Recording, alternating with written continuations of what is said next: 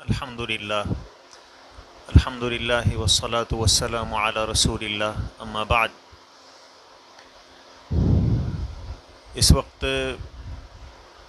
ہمارا پورا ملک اور پوری دنیا جن حالات سے گزر رہی ہے، لاک ڈاؤن سے اور کرونا وائرس کی وجہ سے ہم جن حالات سے دوچار ہیں،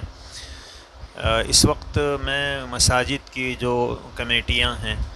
ان سے کچھ گزارشات عرض کرنا چاہتا ہوں۔ مسجد کی خدمت یہ اللہ تعالیٰ کی طرف سے ملی ہوئی بڑی سعادت ہے۔ جس کو اللہ نے اپنے گھر کی خدمت کے لیے منتخب کیا وہ خوش نصیب ہے، سعادت مند ہے،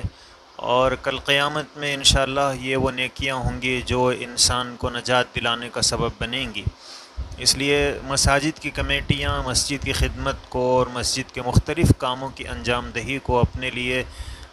ذریعہ نجات اور باعث سعادت سمجھیں، اور الحمدللہ ہماری مساجد کی جو کمیٹیاں ہیں وہ بہت خلوص کے ساتھ اور بڑی محبت کے ساتھ اور اللہ کے گھر کی خدمت کے جذبے سے اپنے کاموں کو آگے پیچھے کر کے وہ مساجد کے مختلف کاموں کو انجام دیتی ہیں۔ میرے علم میں ہیں بہت سی مساجد کی کمیٹیوں کے وہ احباب جو مسجد کی کبھی صفائی کرتے ہوئے نظر آتے ہیں اور کبھی مسجد کے کسی اور کام میں مصروف ہوتے ہیں۔ ابھی کچھ دن پہلے میں نے دیکھا کہ ایک مسجد کے ہاؤس کی صفائی چل رہی تھی۔ مسجد کے جو ٹریزر تھے اور مسجد کے جو کمیٹی کے ذمہ داران تھے، انہوں نے کہا کہ لاک ڈاؤن ہے، اس لیے ہم نے سوچا کہ جس طرح اپنے گھر کے ہاؤس کی صفائی کرتے ہیں ہم اللہ کے گھر کے ہاؤس کی بھی صفائی کر دیں۔ تو ماشاءاللہ بہت ساری کمیٹیوں کے احباب وہ بڑی اپنائیت کے ساتھ اور محبت کے ساتھ مسجد کی خدمت کرتے ہیں۔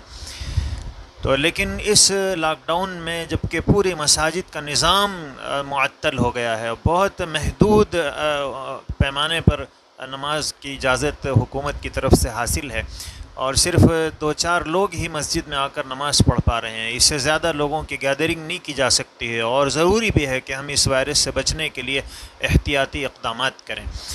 لیکن اس کی وجہ سے مساجد کی جو آمدنی کے جو ذرائع ہیں وہ تقریباً ختم ہو گئے ہیں۔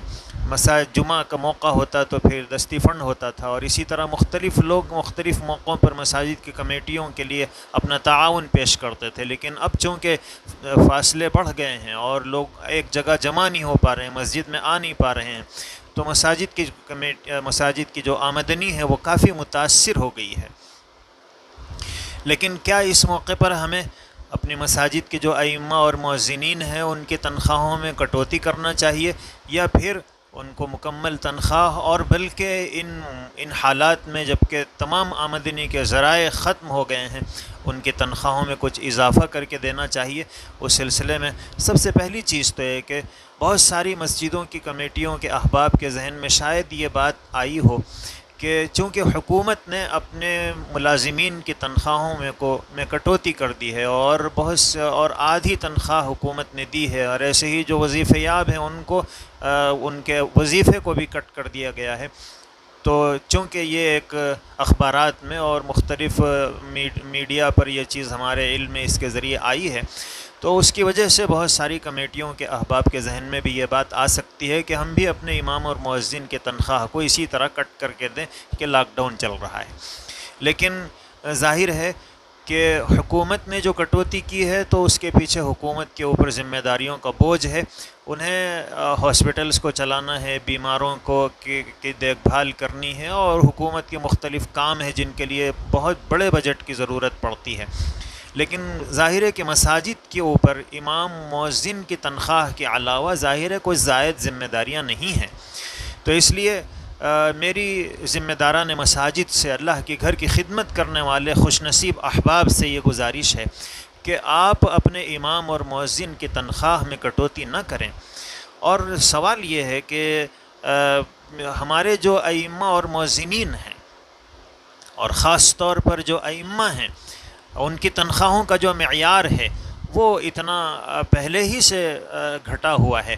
کہ ہمارے پاس ایک چپراسی کو جو تنخواہ ملا کرتی ہے اس کا چوتھا حصہ بھی امام کی تنخواہ نہیں ہوتی ہے، جبکہ امام اس کی حیثیت میں اور آپ اچھی طرح جانتے ہیں کہ دینی طور پر، شرعی طور پر، اسلامی طور پر امام پوری قوم کا رہبر اور امام پوری قوم کا مقتدی اور آئیڈیل ہوا کرتا ہے۔ اللہ کے پیغمبر علیہ الصلاۃ والسلام نے فرمایا الامام ضامن، کہ امام ذمہ دار ہے، وہ ہماری نمازوں کا ذمہ دار ہے۔ اگر اس کی نماز فاسد ہوتی ہے تو سارے نمازی چاہے کتنی خشوع و خضوع کے ساتھ نماز پڑھ رہے ہوں لیکن سب کی نماز فاسد ہو جائے گی۔ اگر امام کی نماز صحیح ہوتی ہے تو پھر سارے لوگوں کی نماز صحیح ہو جاتی ہے۔ امام ذمہ دار ہے ہماری نمازوں کا، اور اللہ کے نبی صلی اللہ علیہ وسلم نے فرمایا وَلْيَؤُمُّكُمْ خِيَارُكُمْ، تم میں جو بہترین لوگ ہیں وہ تمہاری امامت کریں۔ اس اللہ کے رسول صلی اللہ علیہ وسلم کے اس مبارک حدیث سے یہ پتہ چلتا ہے کہ ہمارے جو ائمہ ہیں وہ ہمارے بہترین لوگ ہیں۔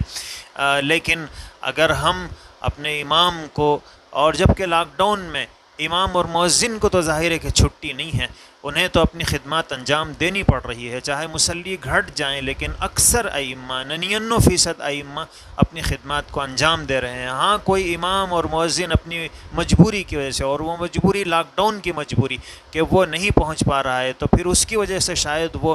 نماز میں نہ آ سکے، ورنہ تو تمام ہی ائمہ اور مؤذنین اپنی خدمات کو بخوبی انجام دے رہے ہیں۔ تو اب ان حالات میں جب کہ وہ اپنی خدمات مکمل انجام دے رہے ہیں، اگر ہم، اللہ نے ہمیں ذمہ داری ہمارے اوپر عائد کی ہے، اور ہم جو تنخواہ دیتے ہیں، تنخواہ کہتے ہیں اتنے پیسے جو ان کے ضرورتوں کی تکمیل کرتے ہوں، اور ظاہر ہے کہ ہم جو تنخواہ دیتے ہیں وہ ضرورتوں کو تکمیل کرنے والی نہیں ہوتی ہے۔ اس امام کو صبح اور شام بہت ساری دوسری مصروفیتیں اختیار کرنی پڑتی ہیں، تب جا کر اس کا گھر کا پورا خرچ چلتا ہے، ورنہ ہماری تنخواہ تو یہ اس کے لیے حقیقت میں تنخواہ نہیں بن پاتی ہے۔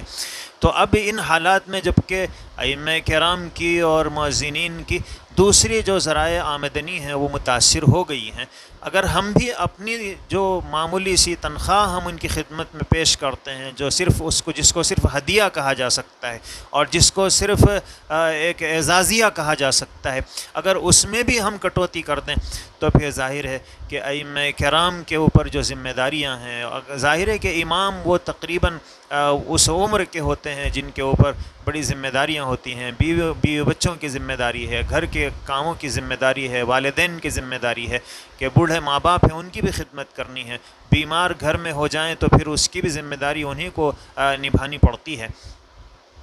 تو اب ہمارے پاس اگر ایک وظیفہ یاب آدمی، ابھی میری ملاقات ہوئی تھی ہمارے ایک دوست سے جو وظیفہ یاب ہیں، بوڑھے ہیں، تو انہوں نے کہا کہ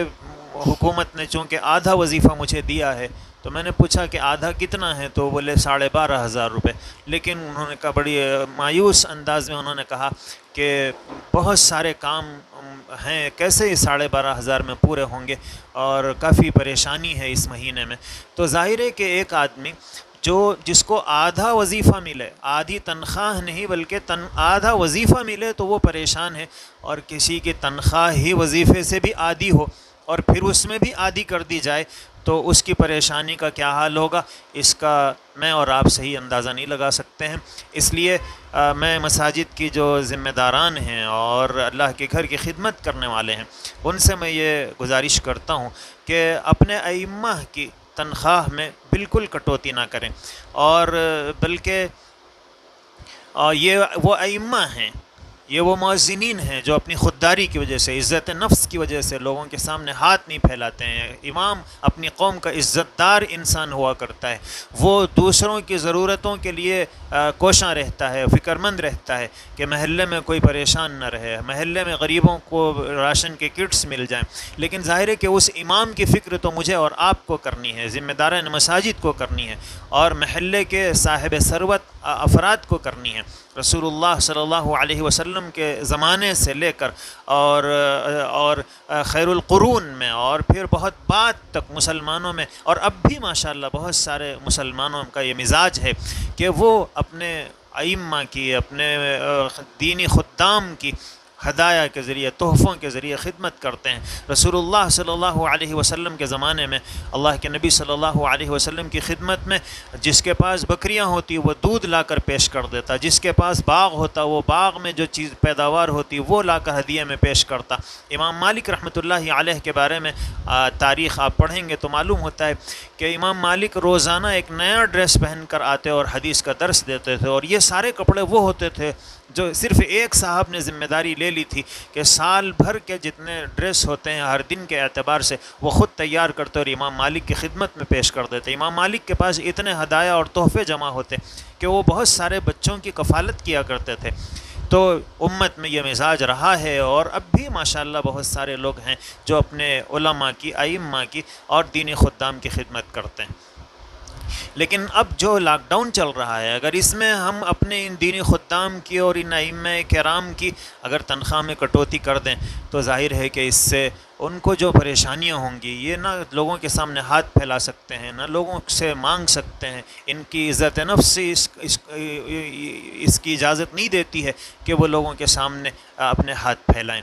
تو اس لیے ہم اپنے ان دینی خدام کی خود ہی خدمت کریں. ہونا یہ چاہیے کہ اس لاک ڈاؤن کے زمانے میں جب کہ ان کی آمدنی کافی متاثر ہو گئی ہے، دوسرے ذرائع بند ہو گئے ہیں، تو پھر مساجد میں ماشاءاللہ ہمارے پاس بہت ساری مسجدیں وہ ہیں جن میں بجٹ مائنس نہیں ہے بلکہ سلک ہے. کسی میں 1 لاکھ ہے، کسی میں 2 لاکھ ہے، کسی میں 50,000 ہے. تو پھر جن مساجد میں سلک موجود ہیں ان کو تو ہمت کرنی چاہیے کہ ان دینی خدام کی ہم کی خدمت کریں، اور ممکن ہے اس کی برکت سے اللہ تعالی ان حالات کو بھی درست فرما دیں. اس لیے کہ دین کی نسبت پر جب ہم نے خدمت کی ہے تو پھر اللہ تعالی یقیناً اس سے راضی ہوں گے. اس لیے اپنے ائمہ مساجد کی اور اپنے مؤذنین کی ایسی تمام کمیٹیاں جن کے پاس سلک موجود ہے ان سے میری گزارش ہے کہ وہ ڈبل تنخواہ دیں تاکہ آپ کا امام پریشان نہ رہے. اگر وہ پریشانی میں نماز پڑھائے گا تو ظاہر ہے کہ آپ کی نماز بھی تو اس سے متاثر ہوگی. اور جن مسجدوں میں بجٹ نہیں ہے انہیں تھوڑی سی کوشش کرنی چاہیے. آپ اپنے محلے کے صاحب ثروت اور صاحب حیثیت لوگوں کے سامنے اس ضرورت کو رکھیں کہ بھی ہمارے امام صاحب کو تنخواہ دینے کے لیے اس وقت ہمارے پاس بجٹ نہیں ہے، اور ظاہر ہے کہ ان کے بھی حالات ہیں، ان کی بھی مجبوریاں ہیں. تو میں نہیں سمجھتا ہوں کہ کوئی صاحب حیثیت اور صاحب ثروت مسلمان جس کو اللہ نے دین کا جذبہ عطا فرمایا ہو وہ آپ کی اس اپیل اور گزارش کو ریجیکٹ کر دے اور وہ کہے کہ نہیں میں امام صاحب کو تنخواہ دینے کے لیے پیسے نہیں دوں گا. آپ ویسے ہی چندہ کریں گے، مسجد کا چندہ دیجئے تو لوگ کہیں گے کہ بھئی کہاں لاک ڈاؤن چل رہا ہے، ابھی تو ہماری آمدنی خود ہی متاثر ہے. جب 1 مہینے سے تو خالی بیٹھے ہیں تو آپ صرف مسجد کے چندے کا نام مت لیجئے. اگر آپ کے پاس واقعی بجٹ نہیں ہے تو آپ اس ضرورت کو سامنے رکھیے کہ امام صاحب کو تنخواہ دینے کے لیے ہمارے پاس اس وقت سرمایہ نہیں ہے، مؤذن صاحب کو دینے کے لیے سرمایہ نہیں ہے. تو پھر یقیناً کوئی مسلمان ایسا نہیں ہے جس میں اللہ نے وہ ایمانی جذبے نہ رکھے ہوں جو اپنے ان دینی خدام کے لیے وہ خدمت کو پیش نہ کرے. اس لیے جو مساجد کی کمیٹیاں ہیں میری ان سے ادباً گزارش ہے کہ آپ اگر آپ کے پاس بجٹ نہیں ہے تو آپ اس کو عنوان بنا کر لوگوں سے ملاقات کریں، اور انشاءاللہ اہل ایمان کا جذبے سرد نہیں پڑے ہیں. اس لاک ڈاؤن میں بھی یہی اہل ایمان ہیں جنہوں نے ایک غریب گھر کو منتخب کر کے ان تک راشن کٹس پہنچائے ہیں.